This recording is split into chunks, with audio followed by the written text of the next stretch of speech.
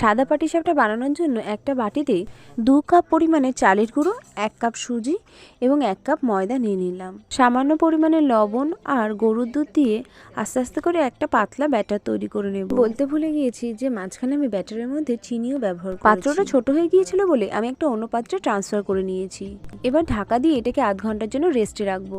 পাটিসাপটার পুর বানানোর জন্য এখানটায় 350 গ্রাম পরিমাণে আখের গুড় নিয়ে নিলাম। 3টে নারকেলে 350 গ্রাম গুড় দিয়ে ভালো করে মেখে নিলাম। নারকেলের গুড়টা ভালো করে মাখিয়ে নেওয়া হয়ে গেলে তারপরে কড়াইয়ে দিয়ে একটা পুর বানিয়ে নিলাম। এবার গ্যাসের উপর একটা ননস্টিকের ফ্রাইং প্যান দিয়ে দিলাম। সামান্য পরিমাণে তেল দিয়ে দিলাম। আগে থেকে তৈরি করে রাখা ব্যাটারটা এবার কড়াইয়ের মধ্যে দিয়ে দিতে হবে। তারপর ঘুরিয়ে ফিরিয়ে ভালো করে ব্যাটারটাকে স্প্রেড করে নেব। যখন 70 থেকে 80% হয়ে আসবে তার মধ্যে নারকেলের পুর তৈরি করে রেখেছিলাম সেটা দিয়ে দেব। তারপরে খুন্তির সাহায্যে পাটিসাপটার শেপ দিয়ে নেব। তারপরে এপিট ওপিটটা হালকা করে ভেজে নিতে হবে। পাটিসাপটাগুলো বানানোর সময় অবশ্যই গ্যাসের ফ্লেম মিডিয়াম টু লো রাখতে হবে। এরকমভাবে এক এক করে সবকটা পাটিসাপটা পিঠে বানিয়ে নেব। তাহলেই তৈরি নরম তুলতুলে পাটিসাপটার রেসিপি। আমি এখানে খেজুরের গুড় দিয়ে পাটিসাপটা সার্ভ করেছি। Thanks for watching.